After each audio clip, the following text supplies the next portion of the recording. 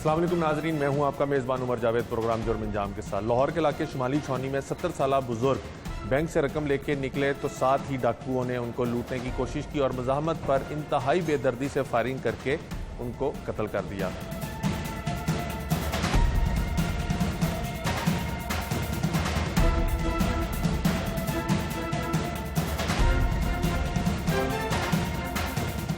अब बिल आखिर तकरीबन 2 माह की मेहनत के बाद CIA गाज़ियाबाद ने मुलजमान को गिरफ्तार किया है। ये वाक़या कैसे पेश आया, इस हवाले से जो मुकदमा था किन लोगों के खिलाफ दर्ज किया गया, मुद्दई इस हवाले से क्या कहते हैं, मुलजमों ने इतनी बेदर्दी से एक बुजुर्ग को फायरिंग करके क्यों कत्ल किया और अब इंसाफ के तकाजे कैसे पूरे होंगे, ये तमाम तफसीलात जानेंगे आज के प्रोग्राम जुर्म अंजाम में।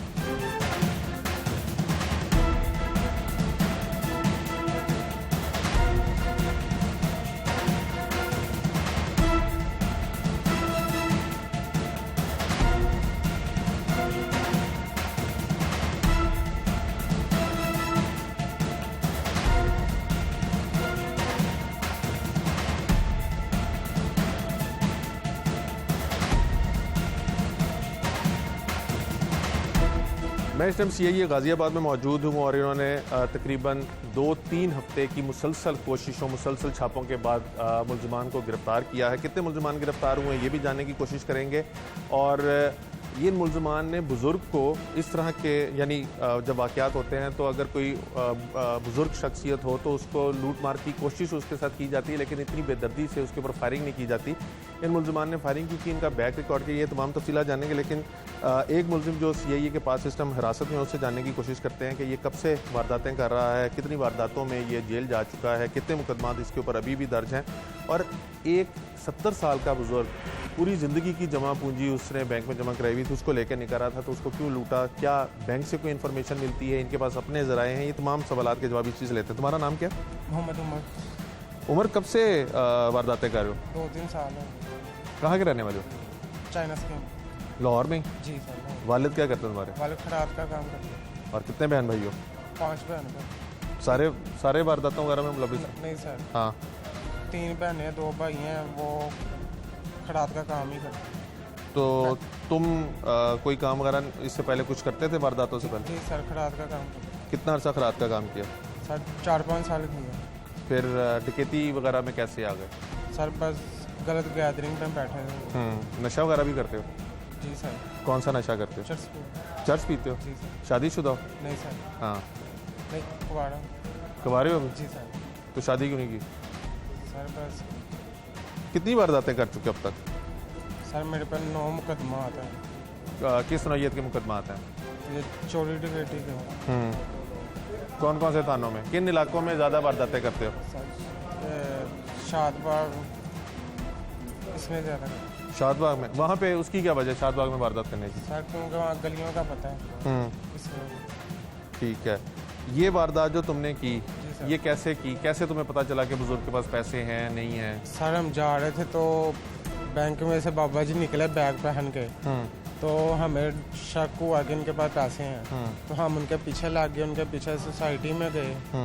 तो मेरे साथ वाला उतर गया, यानी कि बैग लिया उनसे, बैग मुझे बना दिया। तो बाबा जी मजामत करते रहे, यानी कि हमारे हाथ वगैरह पड़ते रहे। तो हमें अपनी जान बचाने के लिए फायरिंग वगैरह की, तो बस उसी में अचानक उनको फायर लगा। बाबा जी अकेले थे या और लोग भी थे? एक लड़का उनके साथ था। तो तुम्हें कैसे पता था कि बाबा जी के पास पैसे हैं? सर बस अंदाज़ा लगाया। कैसे अंदाज़ा लगाया? बैग उन्होंने पहना हुआ था। तो तुम बैंक में क्या कर रहे थे? सर हम बैंक के बाहर खड़े। वहाँ पे क्या कर रहे थे? तुम वारदात का इंतजार कर रहे थे, करने के लिए तैयारी कर रहे थे, क्या कर रहे थे? सर इंतज़ार कर रहे थे। तो हमेशा वारदात करने के लिए बैंक के बाहर ही खड़े होते हो? जी सर। तो बाबा जी ने जब तुमने बैग छीना, उन्होंने मजामत की, तुमने गोली मारी? नहीं सर। हाँ, फिर किसने गोली मारी? मेरे साथ वाले ने। वो कौन है? वो भाग गया, तो मुझे पकड़ लिया। नहीं, उसका नाम क्या है? चांद।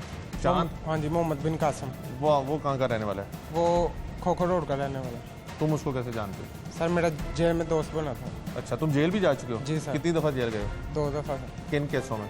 सर इन्हें चोरी डकैती में। कितनी कितनी सजा काटी है? सर एक दफ़ा 16 महीने काटी है, एक दफ़ा 1.5 महीना काटी। 16 महीने और 1.5 महीना। तो ये दोस्त कब बना तुम्हारा? सर ये जब मैं इस दफ़ा गया था 16 महीने, तब मेरा दोस्त बना था जेल में। ये वहाँ पे किस केस में आया हुआ था? ये डकैती के केस में आया। फिर दोस्ती कैसे हुई तुम लोग? सर हम साथ इकट्ठे रहते थे, तो इस तरह से दोस्ती हो गई। फिर हम बाहर आए तो हमने ये वारदात डालनी शुरू कर दी। और भी कोई रिश्ता है इसके साथ तुम्हारा? जी सर, क्या बहनोई है मेरा। इतनी ज़्यादा दोस्ती होगी कि जेल में मिले, डकैती करके वारदातों में तुम लोग जेल काट रहे थे, दोस्ती हुई, बाहर आके उसके साथ अपनी बहन की शादी भी कर दी, ये कैसे हुआ? तफसीलन बताओ ज़रा सारा ये। सर हम डकैती करते थे तो ये मेरे घर आता था, बस वहाँ पे ही बस इसने अपनी वालदा को भेजा और वालद को हमारे घर रिश्ता लेने को। फिर मेरे वालद साहब ने कहा इसने वादा किया है कि मैं आज के बाद डकैती नहीं करूँगा, तो इस वजह से उन्होंने रिश्ता कर दिया। तो इसका मतलब है कि तुम्हारे घर वालों को डकैतों चोरों से कोई फ़र्क नहीं पड़ता? सर पढ़ते हैं। नहीं, अगर डकैतों चोरों से फ़र्क पड़ता होता तो तुम्हारा वाले डकैत को अपनी बेटी क्यों देते? सर इसने कसम खाई थी कि आज के बाद कोई काम नहीं करूँगा मैंने। तो ऐसा तो नहीं है कि वो पसंद करने शुरू हो गए थे आपस में और फिर शादी करनी पड़ी? जी सर, ये भी बात है। ये भी जी। तो फिर तो तुम्हारा दोस्त होना ना, वो तो तुम्हारा दुश्मन निकला कि तुम उसको दोस्त समझ के घर लाते रहे, वो तुम्हारी बहन के ऊपर नज़र रखना शुरू हो गया। बस इसी वजह से सर। फिर अच्छा, जब तुमने बाबा जी ने मजामत की, तुमने उनको कितनी गोलियां मारी? सर मैंने कोई नहीं मारी, मेरे साथ वाले ने 3-4 गोलियां चलाई, तो उनमें से कोई एक गोली उसको बाबा जी को लगी। फिर उसके बाद क्या किया तुमने? उसके बाद फिर हम भाग गए। कहाँ भाग गए? घर की तरफ।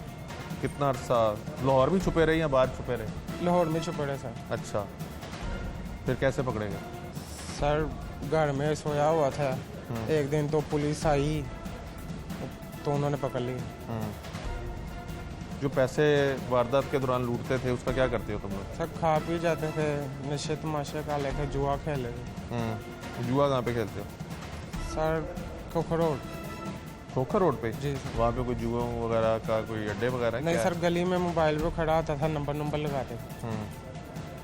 तो जो दूसरा तुम्हारा साथी है जो फरार है, जी उसके सर। ऊपर कौन कौन से पर्चे हैं? सर उस पर पहले एक दफ़ा 302 का पर्चा है, पहले भी वो काट के आ चुका है, और चोरी डकैती के हैं। 302 काटी हुई उसने? जी सर। किसको कत्ल किया था? सर उसने अपने दूसरे बाप को कत्ल किया। दूसरे बाप को? हाँ जी सर। क्यों? सर बस बताया नहीं उसने, पर्दा रखा। फिर उसमें छूट के कैसे आ गया? सर उसने क्या नाम, ट्रायल लड़ा था, हुक्म सुना था, बड़ी हो गई। तो ये चांद के साथ तुमने कितनी वारदातें की पिछले टाइम में? 7 बार देते सर। उसमें कितने बंदे मारे? सर कोई बंदा नहीं मारा, ये फर्स्ट है। जख्मी कितने किए? कोई भी नहीं सर। नहीं, ये कैसे हो सकता है? कोई भी बंदा जो था वो मजामत वगैरह नहीं करता था? सर नहीं करता था तो छोड़ जाता था, ये भी छोड़ के जा रहे थे तो उन्होंने बाबा जी ने पीछे से बाइक वगैरह खींच ली, हम नीचे गिर गए। फिर पिस्तौल को पकड़ते रहे तो अपनी जान छुड़ाने के लिए फिर ये करनी पड़ी, नहीं तो हम फायरिंग नहीं करते। तो तुम्हें डर नहीं लगता था? सर लगता है। जब वारदात करते हो डर नहीं लगता? लगता है सर। तो फिर क्यों करते हो? अच्छे खासे जवान इंसान हो, कितनी उम्र है तुम्हारी? सर मेरी 24 साल। अच्छे खासे जवान हो तो क्यों इन कामों में पड़े हो?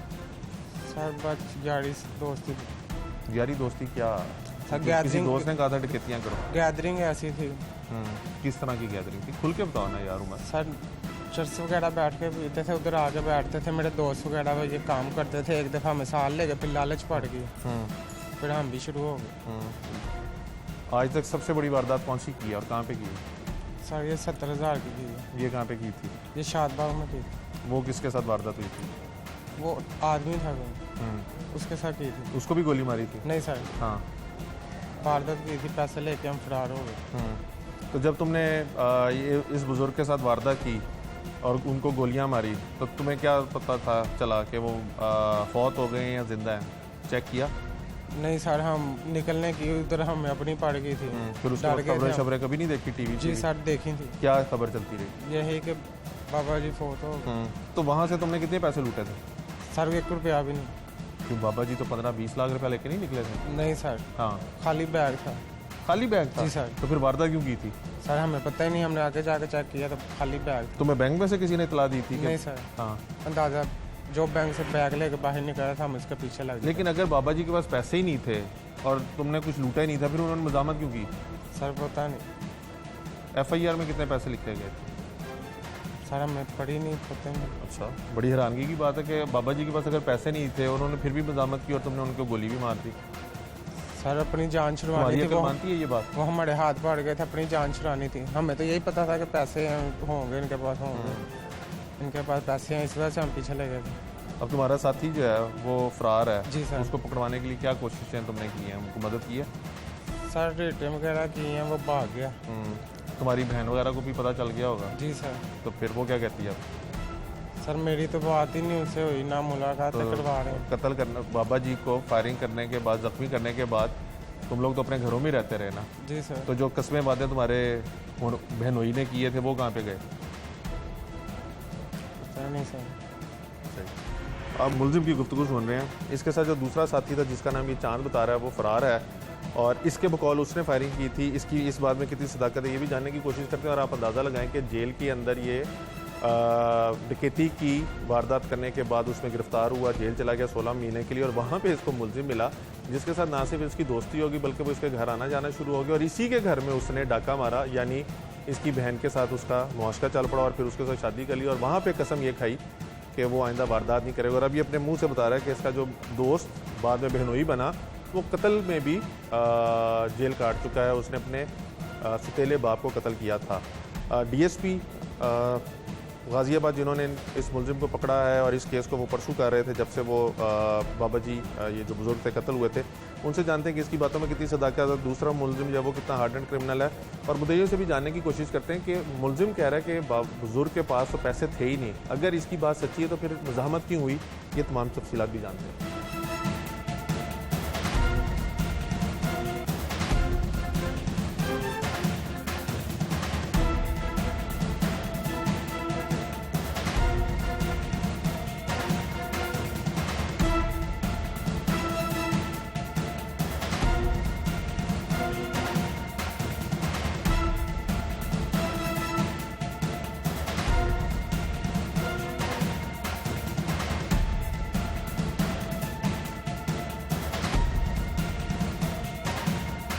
ये सारी इनके पास इन्फॉर्मेशन आई कहाँ से? इतना पुलिस का सिस्टम, कहाँ पे कैमरे लगे होंगे, कैसे पुलिस पकड़ सकती है? जी जी बिल्कुल, बड़ी अच्छी बात। एक्चुअली जब ये जेलों में जाते हैं ना तो ये इकट्ठे होते हैं, वहाँ पे ये अपनी डिस्कशन करते हैं कि तुम कैसे पकड़े गए, तुम कैसे, फिर ये उससे आगे का सोचते हैं।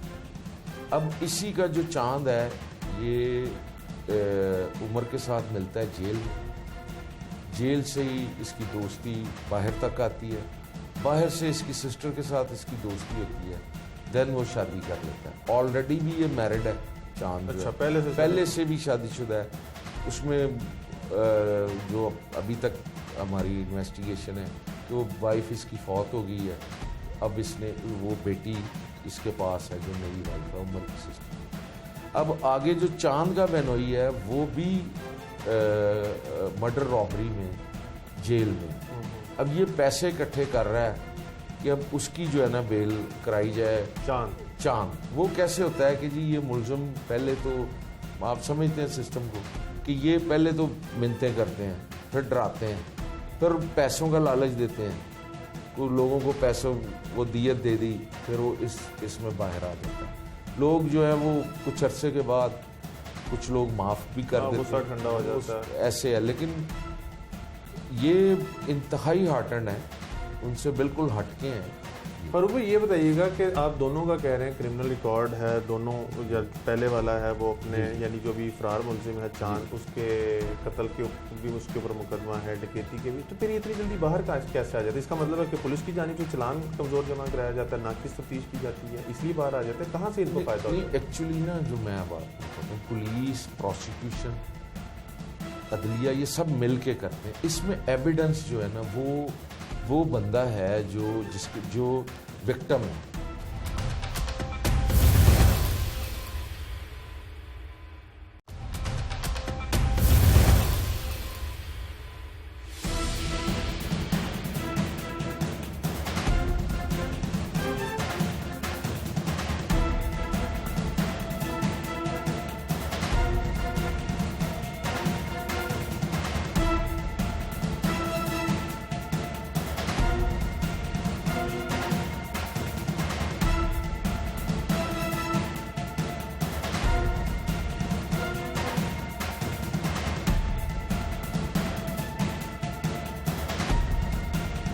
आपने मुलजिम की गुफ्तगू सुनी जिस बेदर्दी से दोनों मुलजिमान ने इन बुज़ुर्ग को, तकरीबन उनकी उम्र 70 साल बताई जाती थी, जो बैंक में रकम जमा करवाने के लिए या निकलवाने के लिए गए थे, और जैसे ये बाहर निकले तो इन्होंने उनको लूटने की कोशिश की और मुज़ाहमत करने पर इन्होंने फायरिंग करके उनको ज़ख्मी कर दिया, जो बाद में चल बसे। मुलजिम के मुताबिक इस वारदात के दौरान उन्होंने कोई पैसा भी जो था वो नहीं छीना था, क्योंकि बुज़ुर्ग के पास इनके बकौल कोई पैसा नहीं था। DSP CIA हमारे साथ मौजूद है, इनसे जानने की कोशिश करेंगे कि किस तरह से ये मुलजिम पकड़ा गया, दूसरा मुलजिम क्यों ताहाल फ़रार है, इनकी बैकग्राउंड क्या है, और जो वो ये बात कर रहा है कि इनके पास से कोई पैसे जो थे वो नहीं लूटे गए थे, इसके बारे में उनकी क्या राय है, और इतने हार्डन क्रिमिनल्स जो हैं वो क्यों बार बार वारदातें करके बाहर आ जाती हैं। तमाम चीज़ें जानने के लिए DSP CIA civil lines Farooq Asghar Imam sahab हमारे साथ मौजूद हैं। फारूक भाई, वक्त के लिए बहुत शुक्रिया। जब ये वाक़या पेश आया और इसकी CCTV आई तो लाहौर के अंदर एकदम यानी एक खौफ व हरास फैल गया था कि तो बुज़ुर्ग भी जो बैंकों में अपनी जमा पूंजी जमा करवाने के लिए, निकलवाने के लिए जाते हैं, वो भी सिक्योर नहीं है जी, सेफ नहीं, उनकी ज़िंदगियाँ स्टेक के ऊपर हैं। कब आपको ये केस मिला, किस तरह से आपने ये केस लाया, कैसे मुलजिमान तक पहुँचे, दूसरे मुलजिम का क्या स्टेटस है? जी बहुत शुक्रिया। एक तो ये है कि ये कैश स्नैचिंग जो है बैंकों से बाहर, ये ख़ास जो क्रिमिनल्स हैं वो ये काम करते हैं। इसमें फुटेज चूँकि आ गई इनकी, तो इनमें काफ़ी लोगों को इंटेरोगेट किया, फिर इसमें हम करते रहे, इसकी फ़ोटो बायोमेट्रिक में भी चलते, फिर नादरा से हमने हेल्प की। तो इसकी जो जूझू चल रहे थे ये जिस पे उसकी PPSI से भी हम लेते रहे इसकी फुटेज। अब वो करते मैच करते करते करते इनका क्रिमिनल रिकॉर्ड देखते देखते ना, ये जब ये बंदा उमर जो है ये पकड़ा गया, तो इसने बताया कि जी इस तरह चांद भी है और ये इस तरह सारा, तो उनकी भी सारा CRO ये इसी तरह की ही वारदातें करते हैं। इन्होंने फिर ये सीक्वेंस बताया अपना कि ये सुबह निकले हैं, सुबह इन्होंने जो बाइक है वो भी छीनी थी उसी दिन, उससे एक दिन पहले, उसके दौरान फिर इन्होंने एक रोड रॉबरी की।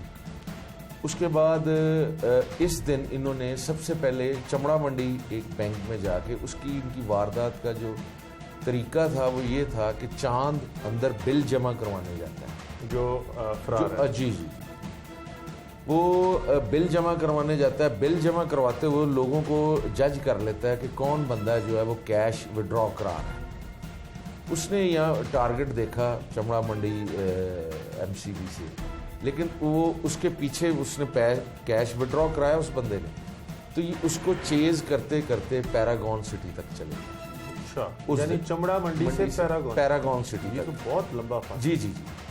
तो ये खैर इसकी तस्दीक हुई, फिर हमने CCTVs में देखा वाकई गए, वहाँ पे ये अपना टारगेट अचीव नहीं कर सके। फिर ये वापस आए, वापस आके पैरागॉन से जो सीधी बरकी रोड आती है यहाँ पर ये इस मिज़ान बैंक में जब अंदर गए तो ये जो शफीक साहब थे मरूम, ये अपने बैग से पैसे, इसको अंदाज़ा नहीं था, ये वही तरीके पे गया, बिल लेके गया, जी मैंने बिल जमा करवाना है। देख के तो जब इसने देखा ना कैश जो है ये गिन रहे हैं, तो इसको अंदाज़ा नहीं था कि वो विड्रॉ करा रहे हैं या वो डिपॉजिट करा रहे हैं।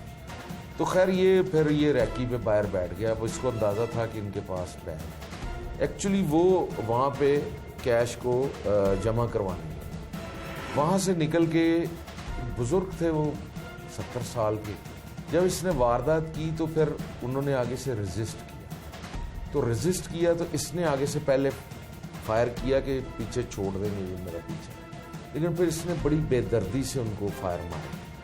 फायर मारने के बाद इसने वहाँ से निकला, जब बैग में ऑब्वियसली नहीं, उनका मोबाइल और कुछ चीज़ें इसने छीनी है, झूठ बोल रहा है ये। मोबाइल आईफोन था जी, आईफोन 6 या 7 था, जिसको इसने, ये इतने हार्टेंड हैं कि ये समझ जाते हैं कि अब हर दफ़ा यानी काफ़ी दफ़ा जेल में जाते हैं तो ये एवेल्यूएट कर लेते हैं कि हम किस वजह से पकड़ेंगे। इन्होंने उसको आईफोन को वापसी पे उसमें से पहले सिम निकाल कर तोड़ी है, क्योंकि आईफोन इनसे ऑफ नहीं हो रहा। फिर उसके बाद इन्होंने गड़ी शाह पुल से रेलवे लाइनों पे उसको गिराया, ताकि वो डिस्ट्रॉय हो जाए। तो पुलिस इनको पता है कैसे ट्रैक कर लेती है। उसके बाद ये एक ख़ास रास्ते से निकल के, जहाँ से मतलब डॉल्फिन को एक दो दफ़ा इन्होंने देखा है, लेकिन इन्होंने उनको चीट करके रास्ता बदल के, बड़ा नॉर्मल सा जैसे कोई स्टूडेंट जा रहा है, तो उसी तरह के हुलिये में ये निकलते हैं। तो ये इस तरह निकल, इतना बड़ा शहर है, ये डॉल्फिन है, PRU है, लोकल पुलिस है, वो सारा ये इनको ये रास्ते पता होते हैं कि किस टाइम पे। अच्छा, अब इनको पता चल गया था कि फायर लग गए हैं। चांद जो है वो पहले भी मतलब रॉबरी में, कत्ल में ऑलरेडी वो बाहर आया हुआ है। और इसने जाते ही अपने को एक्यूज को इन्होंने कहा कि अपने अपने कपड़े काट लो, काट के कपड़े जला दो ताकि एविडेंस ना आए। कपड़ों से क्या है? कपड़ों से, लेट से आप कपड़े हैं ना वो फिर पहन के आप निकलेंगे, घूमेंगे। पहले इन्होंने उनको ज़ाया, यानी एविडेंस ही है ना, उसको ज़ाया कर दिया। देन इन्होंने फिर फ़ोन को डिस्ट्रॉय किया। फिर इन्होंने अपनी सिमें और अपने मोबाइल भी जो है वो डिस्ट्रॉय कर दिए, ताकि जो, क्योंकि पुलिस जियो फेंसिंग कराती है, वो भी इन्होंने ज़ाया कर दिया।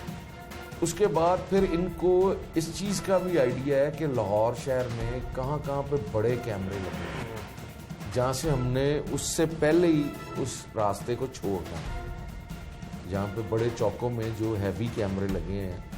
तो वो ये उन चौकों को छोड़ के छोटे रास्तों से होते हुए इन्होंने फिर वो जो बाइक थी जो छीनी थी, उसको एक जगह पे इसको डिस्पोजल किया। उसकी जो बैग था वो घास मंडी फेंका, कुछ वहाँ पे इन्होंने वो फेंक दिया।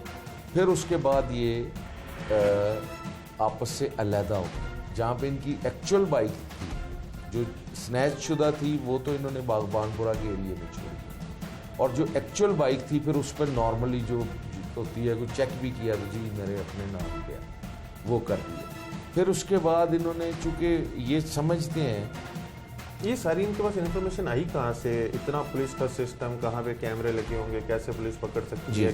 जी, बिल्कुल, बड़ी अच्छी बात। एक्चुअली जब ये जेलों में जाते हैं ना, तो ये इकट्ठे होते हैं, वहाँ पे ये अपनी डिस्कशन करते हैं कि तुम कैसे पकड़े गए, तुम कैसे, फिर ये उससे आगे का सोचते हैं। अब इसी का जो चांद है, ये उमर के साथ मिलता है जेल में। जेल से ही इसकी दोस्ती बाहर तक आती है, बाहर से इसकी सिस्टर के साथ इसकी दोस्ती होती है, देन वो शादी कर लेता है। ऑलरेडी भी ये मैरिड है चांद। अच्छा, पहले से भी शादीशुदा है।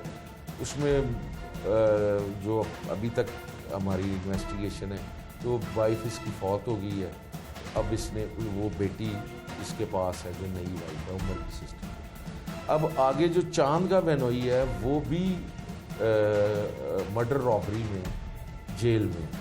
अब ये पैसे इकट्ठे कर रहा है कि अब उसकी जो है ना बेल कराई जाए। चांद वो कैसे होता है कि जी ये मुलजिम पहले तो, आप समझते हैं सिस्टम को, कि ये पहले तो मिन्नतें करते हैं, फिर डराते हैं, फिर पैसों का लालच देते हैं, कुछ लोगों को पैसों वो दियत दे दी, फिर वो इसमें बाहर आ जाता है। लोग जो है वो कुछ अरसे के बाद कुछ लोग माफ़ भी कर देते हैं, ठंडा हो जाता है, ऐसे है। लेकिन ये इंतहाई हार्टेंड है, उनसे बिल्कुल हटके हैं। फारूक भाई, ये बताइएगा कि आप दोनों का कह रहे हैं क्रिमिनल रिकॉर्ड है, दोनों पहले वाला है वो अपने, यानी जो भी फरार मुलजिम है चांद, उसके कत्ल के भी उसके ऊपर मुकदमा है, डकैती के भी, तो फिर ये इतनी जल्दी बाहर कैसे आ जाते? इसका मतलब है कि पुलिस की जानिब से चलान कमज़ोर जमा कराया जाता है, नाकिस तफ्तीश की जाती है, इसलिए बाहर आ जाते हैं। कहाँ से इनको फायदा होता है? एक्चुअली ना, जो मैं बात करता हूँ, पुलिस, प्रोसिक्यूशन, अदलिया, ये सब मिल के करते हैं। इसमें एविडेंस जो है ना, वो बंदा है जो विक्टिम है, वो थोड़ी वीकनेस लोग नॉर्मली नहीं परसू करते। जैसे भाई रोशनी डालिएगा जी। अब जैसे जिस केस की आप इस टाइम बात कर रहे हैं, इसके अंदर तो बाकायदा CCTV फुटेज मौजूद है, रियल टाइम की CCTV फुटेज है जब हुआ रूनमा हो रहा है, और हमारी जो मौजूद अदलिया है वो इस एविडेंस को मानती भी है। जी।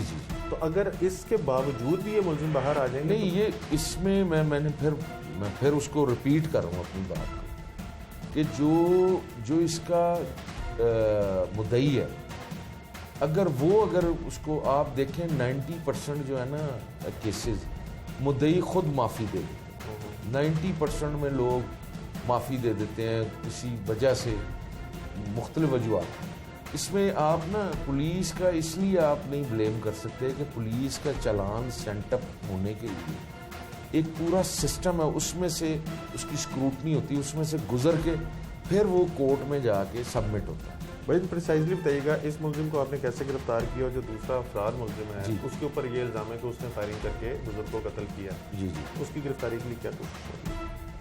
जी, वो इंशाल्लाह वो विद इन आवर्स है, मेरे अल्लाह ने चाहा तो, बिल्कुल क्लोज हैं हम उसके।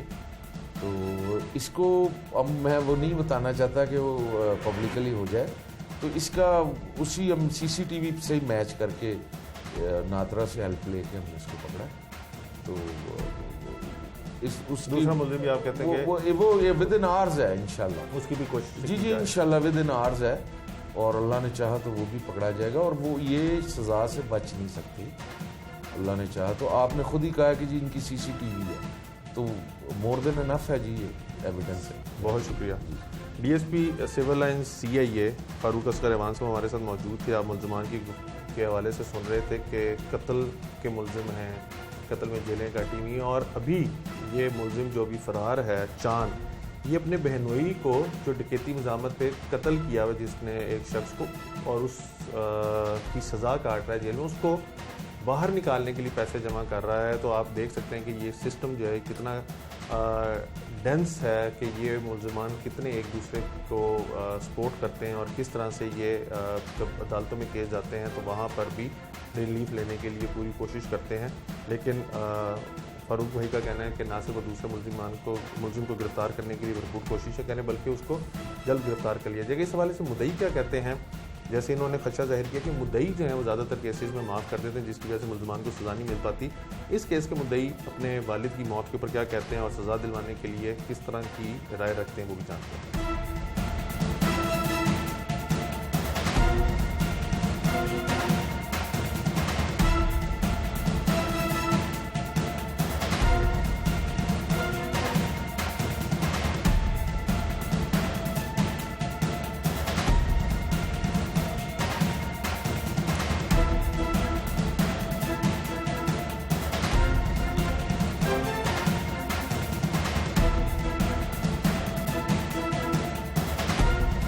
रात को ये बात ज़रूर हो रही थी कैश निकलवाना है, लेकिन वो उन्होंने बहनोई ने ही मना कर दिया कि अभी ना निकलवाएं, तो 1-2 दिन बाद निकलवा लेंगे कि अभी ज़रूरत नहीं है। तो जब आपके वालिद साहब के पास पैसे ही नहीं थे, तो आपको क्या लगता है किसी ने इन्फॉर्मेशन लीक की कि ये हो सकता है पैसे निकलवाएंगे या निकलवाने जा रहे हैं? क्योंकि अगर एक बुजुर्ग के पास पैसे हैं ही नहीं तो मुलजमान उनके साथ क्यों बाहर, आपको क्या लगता है? असल रीज़न ये है कि उनको ये धोखा हुआ था। वालिद साहब हमेशा ना अपना लैपटॉप वाला बैग पहनते थे, उसमें उनका लैपटॉप, टैब और मोबाइल वगैरह ईच एंड एवरीथिंग, एजड आदमी थे तो वो सारी चीज़ें बैग के अंदर रख के ना पहनते थे। आज से तकरीबन 2 साल पहले एक वाक़या हुआ, वो ना ये फ्रूट वगैरह ले रहे थे तो अपना बैग वहाँ पे भूल गए, उसमें लैपटॉप भी था, नहीं उनका टैब भी, मोबाइल भी था। जब वो बाद में तो चीज़ें तो ना मिली, उसके बाद उन्होंने अपनी आदत बना ली, जब भी जाते तो लैपटॉप का बैग ना उसकी दूसरी जो साइड वो भी यहाँ पे बांध लेते थे, इस तरह पहन के, तो वो नीचे से उसकी वो हुक को भी बांध लेते थे। तो वो अभी उनकी 2 साल से मुकम्मल एक आदत थी, एक रूटीन लाइफ थी। वो घर से भी निकले तो लैपटॉप का बैग पहनना है, इधर से भी पहनना है तो इधर से बांध लिया ताकि उनको याद रहे कि मैं कहीं भूल ना जाऊँ। तो जब बैंक से निकले हैं तो इस लिए में निकले हैं, तो ये लोग पीछे से आ रहे थे तो इनको शायद ये लगा कि इसमें रकम है, तो इस वजह से वो इनके पीछे लगे पड़े हैं। कितना मुश्किल हुआ मुकदमा दर्ज करवाने के बाद मुलजमान की गिरफ्तारी के लिए कोशिशें करना, और केस आप खुद CIA लेके आए या रूटीन में CIA आ गया? नहीं, केस में असल रीज़न है कि मुझे तो इन चीज़ों का कोई नॉलेज नहीं है। मैं MA को ना ही कभी मैं आज तक कोई इन्हीं चक्करों में मैं पढ़ा, हम लोग अल्लाह ना ही कोई पढ़े भी। तो CIA में केस तो मुझे नहीं पता कैसे आया, ये खुद ही आया, आई डोंट नो, ये तो मैं नहीं जानता। लेकिन ये है कि उसी दिन तकरीबन DSP वगैरह साहब वगैरह आए थे मुख्तलिफ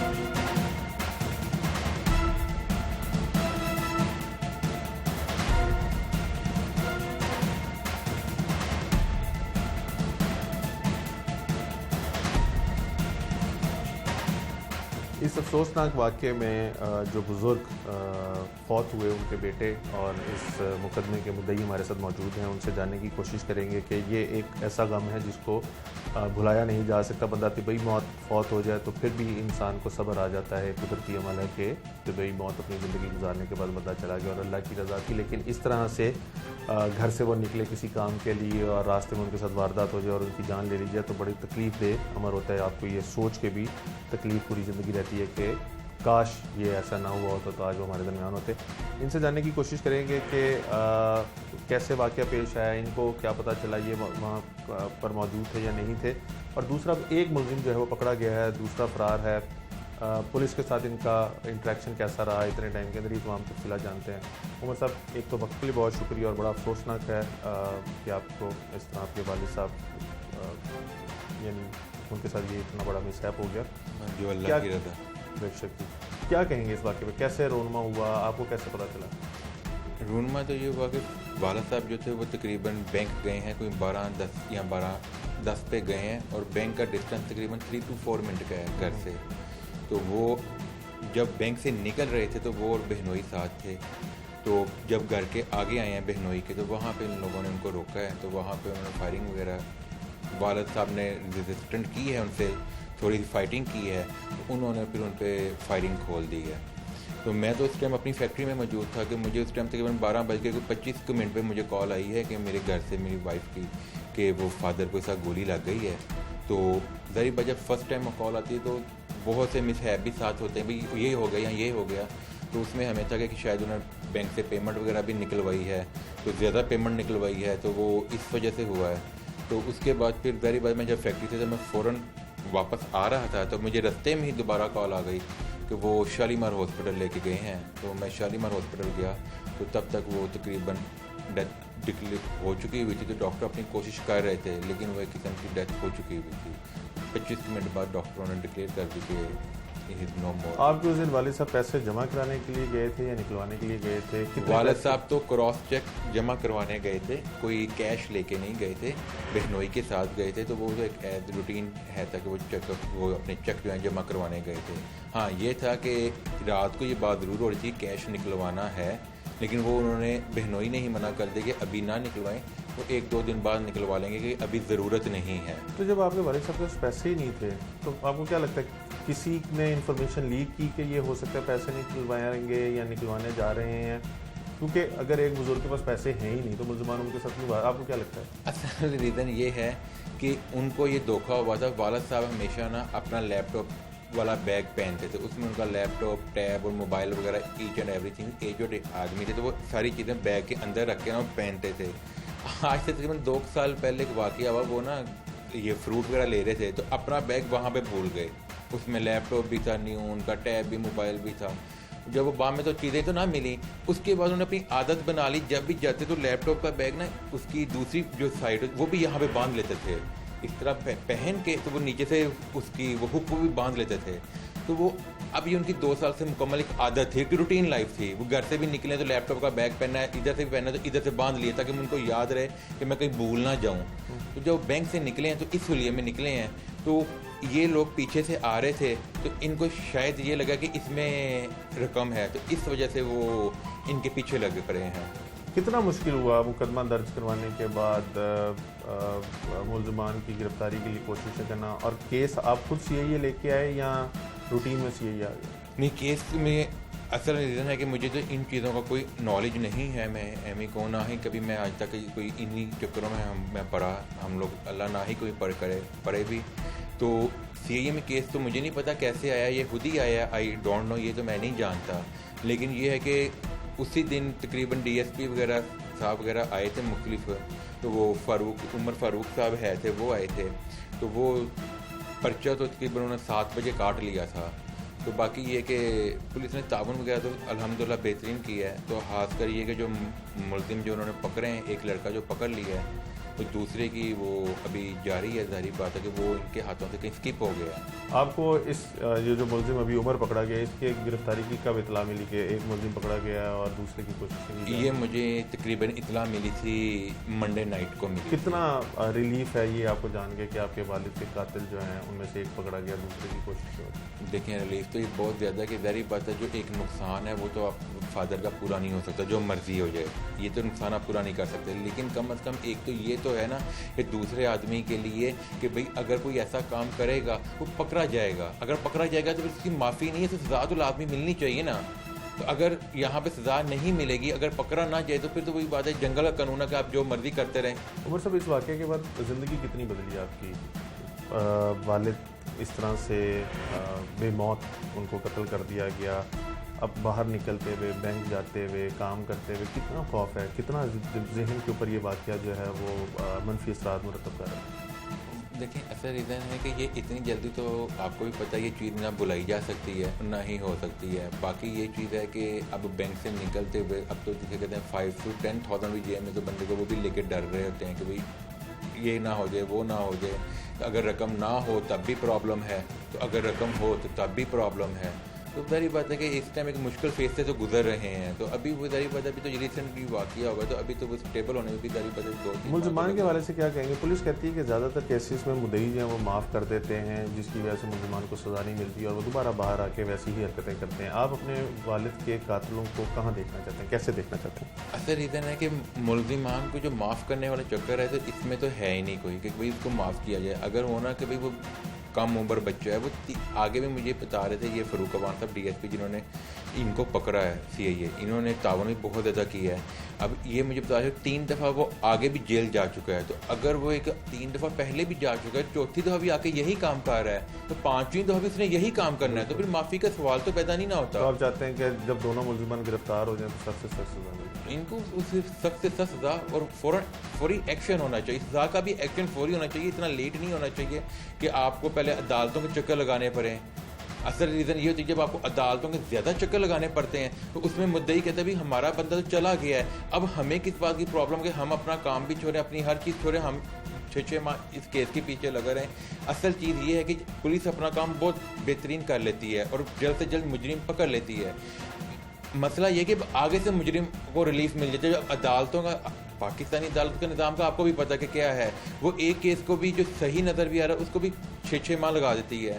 तो अगर कारोबारी अगर बंदा है तो इस तरह फिर रिलीफ नहीं ले पाता, फिर इसी चीज़ का बेनिफिट डाउट होता है और वो लोग छूट जाते हैं, 6 माह साल में छूट के बाहर आ जाते हैं। पुलिस तो अपना काम पूरी ईमानदारी से कर रही है इस टाइम।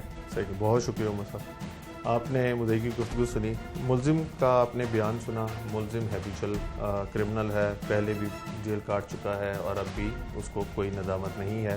दूसरा साथी पुलिस कहती है कि जल्द पकड़ लेगी, लेकिन DSP साहब की आपने गुफ्तगू सुनी, वो कहते हैं कि उनकी तरफ से कोई केस के अंदर कमी जो है वो नहीं छोड़ी जाएगी और पूरी कोशिश की जाएगी कि सख्त से सख्त सज़ा मिले। और मुद्दई भी यही चाहते हैं कि उनके वालिद के कातिलों को इबरतनाक सज़ा दी जाए ताकि वो आइंदा कोई ऐसा इकदाम जो ना उठा सके और इनको देखकर किसी को तकवीत ना मिले। आज के प्रोग्राम से टीम चेयरमैन जहाँ पर अपने मेज़बान उमर जावेद को इजाज़त दीजिए। अगले प्रोग्राम में मुलाकात होगी। अल्लाह के बाद।